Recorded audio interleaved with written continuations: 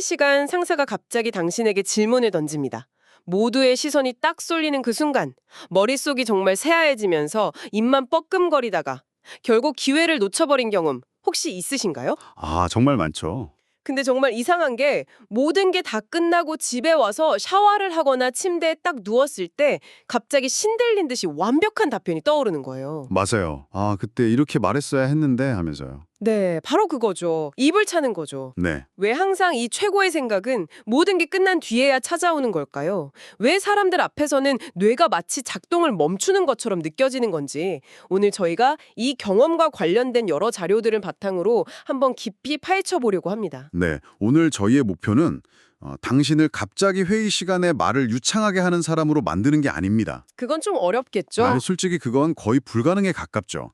대신에 그날 제대로 말하지 못했던 스스로를 조금은 덜 미워하게 되는 것. 아, 그리고 오히려 당신의 그 느린 생각 속에 숨겨진 어떤 특별한 가치를 발견하도록 돕는 데 있습니다. 어쩌면 그 침묵이 약점이 아닐 수도 있다는 사실을요. 맞습니다. 이게 당신이 부족해서가 아니라 그냥 당신의 뇌가 스트레스 상황에서 작동하는 방식이 조금 다를 뿐이라는 점을 한번 같이 확인해 보려고 합니다. 당신의 사고방식에 숨겨진 강점을 발견하는 시간이 될 겁니다.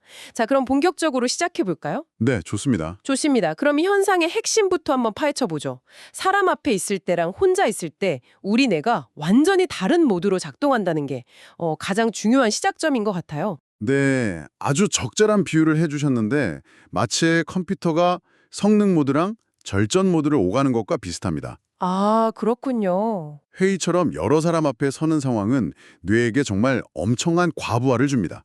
과부하요? 네, 단순히 질문에 답하는 것 외에도 상대방 표정, 말투, 분위기, 내 말에 대한 예상 반응. 생각할 게 너무 많네요. 그렇죠. 실수하면 안 된다는 압박감, 다른 사람들이 나를 어떻게 볼까 하는 불안감까지 이 모든 데이터를 실시간으로 처리해야 하니까요. 잠깐만요. 그렇게 들으니까 그건 뭐 사회적 불안감이나 아니면 극심한 내향성? 이런 거랑은 어떻게 다른 건가요? 모든 내향적인 사람이 다 이런 경험을 하는 건 아닐 텐데요? 굉장히 중요한 질문입니다. 물론 내향성이나 사회적 불안과 겹치는 부분이 있지만 근본적으로는 다른 메커니즘이에요. 아, 다른 건가요? 네, 이건 성격의 문제라기보다는 뇌의 생존 본능에 더 가깝습니다. 신경과학적으로 보면 이런 사회적 위협 상황에서 우리 뇌의 편도체라는 부분이 비상벨을 울리기 시작하거든요. 편도체요? 아, 그 도망 혹은 싸움 반응을 관장한다는 것 말이군요. 바로 그겁니다. 편도체는 위협을 감지하고 공포나 불안 같은 감정을 처리하는 아주 원시적인 부위죠. 네네. 이 편도체가 위험 신호를 막 보내면 우리 몸은 생존에 집중하기 위해서 다른 기능들의 전원을 그냥 내려버립니다. 전원을 내려요? 네.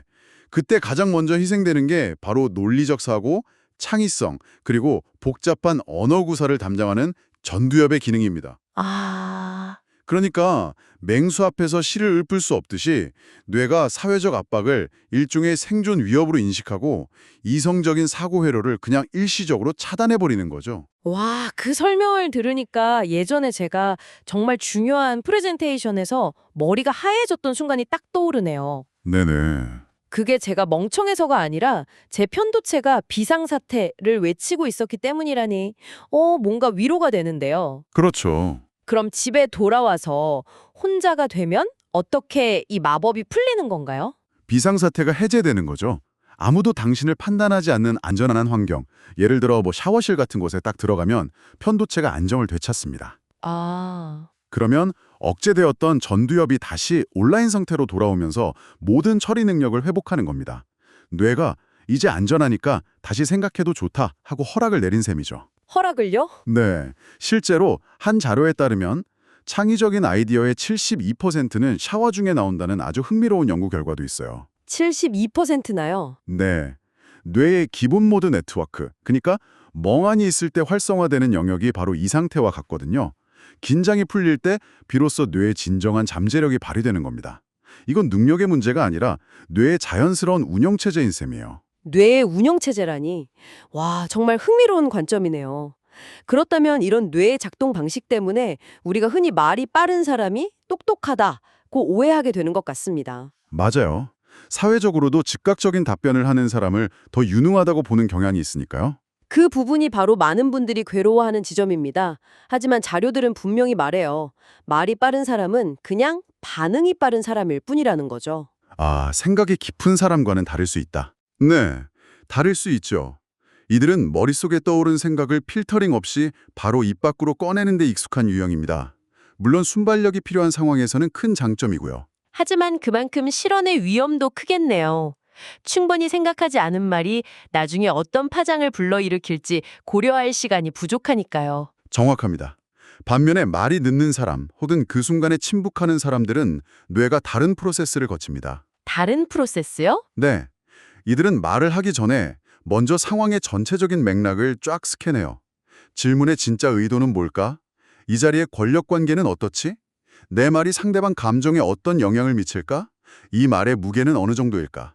이 모든 변수를 저울질하는 거죠. 와, 이 과정은 당연히 시간이 걸릴 수밖에 없습니다. 뇌가 그렇게 작동한다면 이건 단순히 말이 느리다는 성격 문제가 아니라 아예 다른 유형의 사고방식이라고 봐야겠군요. 네, 한 자료에서는 이 현상을 설명하는 아주 멋진 심리학 용어를 소개합니다. 오, 뭔가요? 바로 계단 위트, 프랑스어로는 레스프리 드 레스칼레이라는 표현입니다. 계단 위트요? 네, 18세기 프랑스의 위대한 철학자이자 백과사전파의 중심 인물이었던 드니 디드로가 처음 사용한 말이죠. 디드로다면 당대 최고의 지성이자 달변가로 알려진 인물 아닌가요? 그런 사람도 이런 경험을 했다니 좀 의외인데요. 바로 그 점이 중요합니다.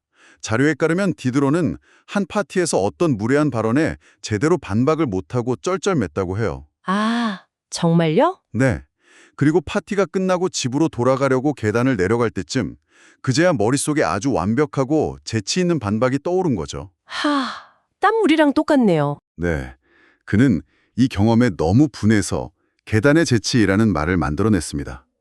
가장 명석한 사람조차 겪는 보편적인 경험이라는 강력한 증거입니다. 당신의 뇌는 디드로의 뇌와 같은 방식으로 작동하고 있는 거예요. 그렇군요. 결국 문제는 우리 사회가 이 빠른 반응을 더 가치 있게 여기기 때문에 스스로를 결함이 있다고 오해하게 만든다는 거군요. 그렇습니다. 사회적 압력은 이 두 사고방식의 차이를 부각시키는 촉매제일 뿐이죠. 사실 당신의 생각은 느리되 익지만 한 번 제대로 읽고 나면 훨씬 단단하고 논리적이라는 특징이 있습니다. 알겠습니다. 나는 원래 생각이 깊은 사람이야 라고 위안을 삼는 것도 좋은데 당장 내일 회의에서 또 비슷한 상황이 닥칠 수 있잖아요. 현실적으로 어떻게 대처하면 좋을까요? 침묵이 약점이 아니란 건 알겠지만 때로는 무능으로 비칠 수도 있으니까요. 맞습니다. 그래서 자료들은 자신을 억지로 바꾸려고 하지 말고 대신에 당신의 사고방식에 맞는 몇 가지 구체적인 전략을 사용하라고 조언합니다. 오, 전략이요? 네, 첫 번째 전략은 아주 간단하지만 강력합니다. 완벽한 답변에 대한 압박을 버리는 것입니다. 하지만 완벽하지 않은 답변을 하느니 차라리 말을 안 하는 게 낫다고 생각하기 쉬운데요. 불완전한 생각을 내놓았다가 오히려 더 바보처럼 보일까 봐 걱정될 수도 있지 않을까요? 바로 그 두려움을 역이용하는 겁니다. 완벽한 답을 하려고 애쓰는 대신 생각할 시간을 공식적으로 요청하는 거죠. 시간을 요청한다고요? 네, 예를 들어 아주 흥미로운 질문이네요. 잠깐 생각할 시간을 주시겠어요? 또는 그 부분에 대해서는 몇 가지 생각이 드는데 조금만 정리해서 말씀드려도 될까요? 아, 이건 당신이 무능하다는 신호가 아니라 오히려 나는 이 질문을 신중하게 다루고 있다는 진중함의 표현으로 받아들여집니다. 실제로 시간을 버는 것만으로도 편도체의 비상벨이 조금씩 잦아드는 효과가 있어요. 시간을 버는 것 자체가 뇌에게 안전 신호를 보내는 거군요. 그럼 두 번째 전략은 뭔가요? 두 번째는 부분적으로라도 반응하는 것입니다. 100% 완성된 의견이 아니더라도 제가 지금 당장 떠오르는 생각은 A라는 측면입니다만 B라는 부분은 좀 더 고민이 필요할 것 같습니다. 이렇게 말하는 거죠. 아, 일단 말에 시작하는 거군요. 네, 이건 미완성의 생각을 드러내는 게 아니라 대화에 참여하고 기여하려는 의지를 보여주는 아주 적극적인 소통 방식입니다. 모든 사람이 항상 완벽하게 정제된 말만 할 수는 없다는 사실을 모두가 알고 있거든요. 그러네요. 마지막 전략도 궁금합니다. 마지막으로 자신에게 맞는 소통의 판을 짜는 것입니다. 판을 짠다고요? 네, 당신의 강점이 발휘될 수 있는 환경을 스스로 만드는 거죠. 예를 들어 즉석에서 말로 설명하기 어렵다면 그 내용은 제가 더 명확하게 정리해서 장시 후에 메일로 공유해드리겠습니다. 라고 말할 수 있습니다. 아, 다른 방법을 쓰는 거군요. 그렇죠. 또 즉석 회의에 약하다면 다음 회의부터는 가능한 한 사전에 안건을 공유해 주시면 제가 더 깊이 고민해서 좋은 의견을 낼 수 있을 것 같습니다. 라고 정중하게 요청하는 것도 좋은 방법입니다. 오, 자료에 포함된 한 IT 개발자 이야기가 아주 인상 깊었는데요. 그는 회의에선 늘 조용했지만 회의가 끝나면 회의록에 항상 가장 날카롭고 통찰력 있는 후속 의견을 이메일로 보냈다고 합니다. 와. 그래서 별명이 회의실에 침묵하는 현자였다고 해요. 침묵하는 현자라니 정말 멋진 별명이네요. 결국 말이 늦다는 건 다른 강점들로 충분히 보완될 수 있다는 뜻이군요. 보안을 넘어서 그 자체로 강점이 되기도 합니다. 강점이요? 네. 말이 늦거나 적은 사람들은 보통 경청 능력이 뛰어납니다. 남들이 앞다퉈 말할 때 이들은 조용히 모든 정보를 흡수하고 있거든요. 아, 듣고 있군요. 그렇죠. 그래서 한번 입을 열면 신중하게 고른 단어들로 상황의 핵심을 꿰뚫는 말을 할 때가 많습니다. 그리고 가장 중요한 강점은 나중에 후회할 말을 거의 하지 않는다는 겁니다. 아, 말의 실수는 대부분 너무 빨리 말해서 생기니까요. 듣고 보니 그렇네요. 이제 자료의 마지막 부분으로 넘어가 보죠. 철학자들의 이야기에서 깊은 위안을 얻을 수 있다고 하셨는데 어떤 내용인가요? 네, 16세기 프랑스의 위대한 사상가 미셸 드 몽테뉴의 이야기입니다. 몽테뉴. 그가 자신의 저서 수상록에서 이렇게 고백했습니다. 나는 말하기 전에 생각하는 사람이 아니라 말하면서 생각하고 생각한 후에야 비로소 내가 무슨 말을 했는지 아는 사람이다. 와, 그 말은 마치 뒤늦게 완벽한 답을 떠올리는 우리들의 모습을 그대로 묘사한 것 같네요. 그렇죠. 몽테뉴는 자신의 이런 느린 사고를 결함으로 여기지 않았습니다. 오히려 그걸 글쓰기라는 자신만의 방식으로 승화시켰죠. 아, 그는 즉각적인 답변 대신에 평생에 걸쳐 깊이 사유하고 글을 쓰는 쪽을 택했습니다. 그 덕분에 시대를 뛰어넘는 통찰을 남길 수 있었던 거고요. 당신의 그 느린 생각은 위대한 사상가의 사고방식과 맞닿아 있는 겁니다. 데일 카네기의 말도 인상적이었습니다. 당신이 무엇을 말하는지보다 어떻게 말하는지가 더 중요하다. 하지만 그보다 더 중요한 것은 당신이 말할 준비가 되어 있는지다. 이 문장은 어떻게 연결될 수 있을까요? 이 두 문장을 연결해보면 모든 것이 명확해집니다. 그날 회의에서 당신이 침묵했던 건 준비가 안 돼서가 아닙니다. 그런가요? 네, 오히려 제대로 말할 준비를 하고 싶었기 때문입니다. 제대로. 당신의 뇌는 그 완벽한 준비를 위해서 좀 더 안전하고 조용한 환경을 필요로 했을 뿐입니다. 즉, 당신은 말할 준비가 안 된 사람이 아니라 말할 준비에 더 신중한 사람인 셈이죠. 아. 말이 없는 사람이 아니라 말을 아끼는 사람이라고 볼 수 있습니다. 자, 오늘 우리가 살펴본 모든 자료들을 종합해보면 결국 하나의 결론에 도달하는 것 같습니다. 이제 그만 자책하라는 것. 맞습니다. 샤워하다 떠오른 그 완벽한 답변은 당신 실패의 증거가 아니라 오히려 당신의 뇌가 마침내 안전 모드에서 제대로 작동하기 시작했다는 건강한 신호라는 거죠. 네, 그건 당신이 그 문제에 대해 계속해서 깊이 생각하고 있다는 가장 확실한 증거이기도 합니다. 그날 즉각 반응하지 못했다고 해서 당신의 가치가 떨어지는 것은 결코 아닙니다.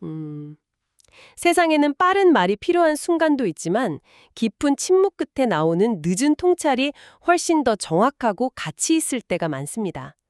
당신의 생각이 새삼에 나오는 속도가 조금 다를 뿐 그건 전혀 문제가 되지 않아요. 오늘 이 이야기를 마무리하면서 당신이 한 번쯤 곱씹어 볼 만한 생각을 하나 남겨드리고자 합니다. 다음에 비슷한 상황에 놓였을 때 침묵하는 자신을 탓하는 대신에 그 자리에서 가장 말을 많이 하는 사람을 한번 유심히 관찰해 보는 건 어떨까요? 오, 흥미로운 제안인데요.